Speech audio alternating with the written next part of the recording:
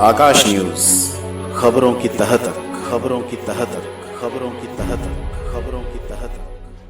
बाबा साहब अमर रहे, बाबा साहब अमर रहे, बाबा साहब अमर रहे।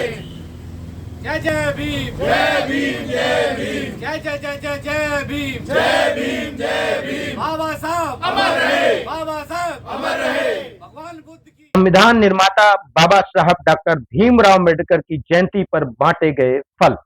आपकी अपनी पार्टी पीपल्स द्वारा बुराड़ी के अमृत विहार में यात्रियों को बांटे गए फल। मनाई गई बाबा साहब की जयंती। देश को सबसे बड़ा संविधान देने वाले बाबा साहब को हमेशा याद करना चाहिए। आज कुछ लोग संविधान को ही खत्म करने के लिए तुले हुए हैं। यह कहना है आपकी अपनी पार्टी पीपल्स के राष्ट्रीय अध्यक्ष एडवोकेट रामवीर चौहान का। सरकारी संस्थाएं जो निष्पक्ष तरीके से काम की, जिनसे उम्मीद की जाती है, लेकिन देश में एक भय का वातावरण है और जो बराबरी गैर बराबरी की व्यवस्था है वो कायम की जा रही है। उसके खिलाफ एक संघर्ष है। और जब पूरे देश में ये आवाज उठनी शुरू हुई कि देश के संविधान को बचाना है, लोग देश के संविधान को बदलना।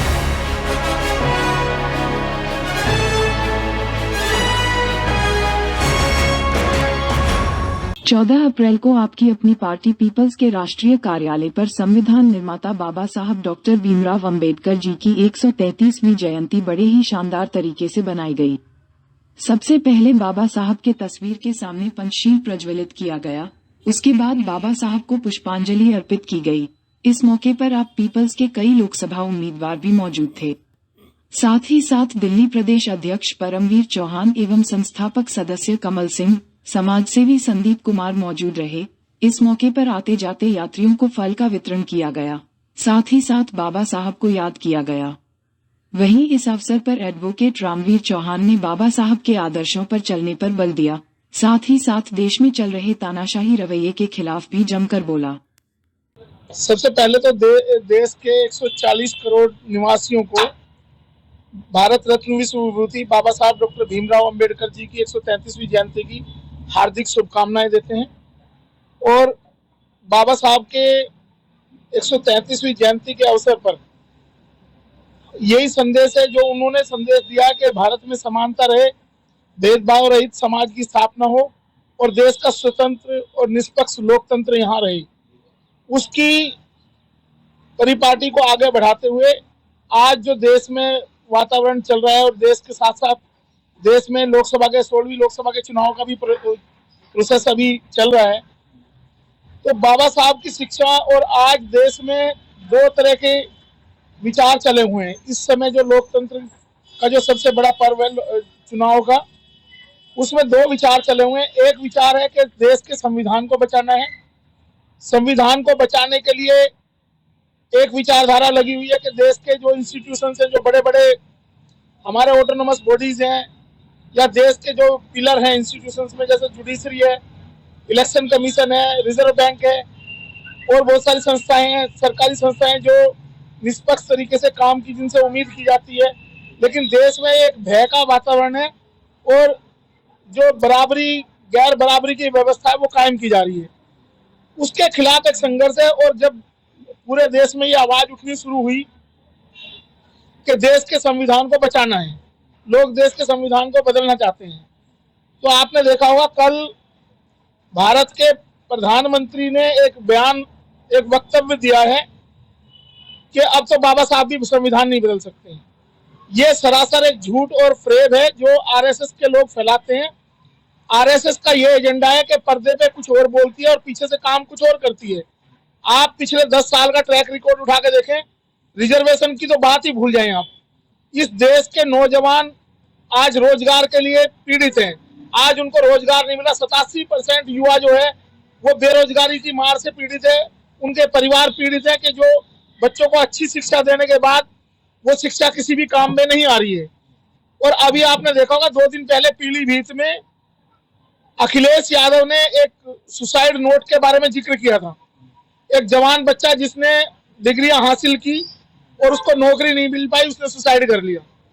तो देश में ऐसा वातावरण है। साथ साथ जो महंगाई है वो चरम सीमा पे अपनी। आप ये देखें कि आज से 5 साल पहले, 10 साल पहले आप एक छोटी सी बाइक या स्कूटी खरीदने जाओ तो 50-55 हजार में मिल जाती थी, आज वो 1 लाख से ऊपर है।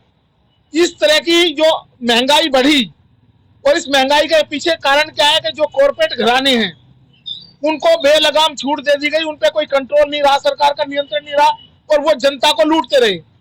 एक तरफ जनता की कमाई बंद हो चुकी है, देश में 80-85 करोड़ लोग 5 किलो राशन की लाइन पे लगे हुए हैं, और दूसरी तरफ ये व्यवस्था है। तो ऐसे में जब ये कहते हैं कि संविधान नहीं बदलने देंगे, ये बिल्कुल सरासर प्रधानमंत्री का झूठा वक्तव्य है, जिसने पिछले 10 साल से जो वक्तव्य वो देते आ रहे हैं। उन्होंने लैटरल एंट्री के नाम पे जो बच्चे, नौजवान बच्चे कंपटीशन की तैयारी करते थे, उनका भविष्य चौपट कर दिया, उनको अंधकार की लाइन में धकेल दिया। आज जो लोग सत्ता में बैठे हैं, एमपी एमएलए हैं या सरकारी पदों पे हैं, उन्हीं के बच्चों को लैटरल एंट्री से आईएएस पीसीएस बनाया जा रहा है, उनको सेक्रेटरी बनाया जा रहा है सेंट्रल गवर्नमेंट में। तो ये उन नौजवान बच्चों के भविष्य को खत्म किया गया है। तो ऐसे माहौल में बाबा साहब का जो जीवन है वो संघर्ष है। जो उन्होंने गैर बराबरी की व्यवस्था को समाप्त करने के लिए, बराबरी की व्यवस्था कायम करने के लिए जो काम किया, आज बाबा साहब की सबसे ज्यादा जरूरत भारत देश को है।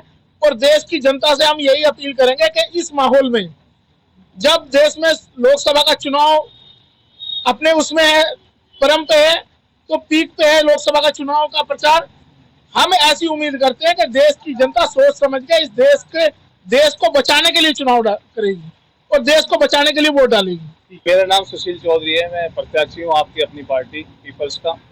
सबसे पहले मैं बाबा साहब भीमराव अम्बेडकर जी को 133वीं जन्मोत्सव की सभी देशवासियों को बधाई देता हूँ। हमारे राष्ट्रीय अध्यक्ष रामवीर चौहान जी, जिन्होंने मेरे पे इतना विश्वास करके और उम्मीद करके मेरे को यहाँ से प्रत्याशी बनाया, मैं इनका आपके चैनल के माध्यम से और यहाँ पर सभी जो हमारे साथी खड़े हैं पार्टी के कार्यकर्ता, उन सभी का धन्यवाद, और खासकर रामवीर चौहान जी का, परमवीर भाई का जो हमारे प्रदेश अध्यक्ष हैं। संविधान खतरे में है, इसमें कोई दोहराई नहीं है। ये पहले जो 70 साल जो सरकारें चली तब खतरे में नहीं था। जिस बाबा साहब ने एक मैसेज दिया, एक संविधान को लिखा, आज की जो सरकारें, जो मोदी सरकार जो दमन की राजनीति कर रही है कि विपक्ष खत्म हो जाए, और वो विपक्ष तभी खत्म होगा जब ये बाबा साहब के संविधानों को हटाते जा रहे हैं, उन संविधानों को मिटाते जा रहे हैं। तो इसमें एक ये मैं बता दूं आपको कि एक चुनाव की जो ये ला रहे हैं कि देश में एक प्रधान एक चुनाव आए, हिटलर शाही को बढ़ावा देने के लिए। और जो भी यहाँ पर जो हमारी पार्टियां हैं, मैं सभी पार्टियों से, सभी देशवासियों से इतना ही कहना चाहूंगा कि सोच समझकर चुनाव लड़ें और सोच समझकर आप भी वोट करें, कि आने वाला समय ना ऐसा ना हो कि हम सब कगार पे जा रहे हैं। जो हमारे पास देश में था वो सब गिरवी रख दिया। जो 70 साल का हमारे पास था, चाहे लाल किला हो, चाहे रेल हो या जहाज हो, सबको उन्होंने गिरवी रख दिया है। कुछ हमारे पास नहीं बचा है। मैं संदीप बहुत बुराड़ी गांव से, और मैं आज डॉक्टर भीमराव अंबेडकर जी की 133वीं जयंती पर सभी देशवासियों को शुभकामना देता हूं। और मैं अपने मीडिया बंधुओं के द्वारा आज हमारे बीच में आए और हमारी बात को रखने का हमें मौका दिया, इसके लिए मैं बड़ा आभारी हूँ। आकाश न्यूज और टोटल खबरों का। सबसे बड़ी बात यह है कि बाबा साहब का जो जन्मदिन है उसे खाली मनाने से बात नहीं बनेगी। बाबा साहब ने जो संदेश दिए हैं समता और समानता का, उस पर बात करें। पूरे देश में जाति धर्म की बातें हो रही हैं। इस देश में बाबा साहब ने जाति धर्म की कोई बात नहीं करी, सिर्फ एकता और समानता की बात की है। और मेरा सभी देशवासियों का अनुरोध है कि बाबा साहब की इस बात को याद करें, फॉलो करें, और जाति धर्म पे बात ना करके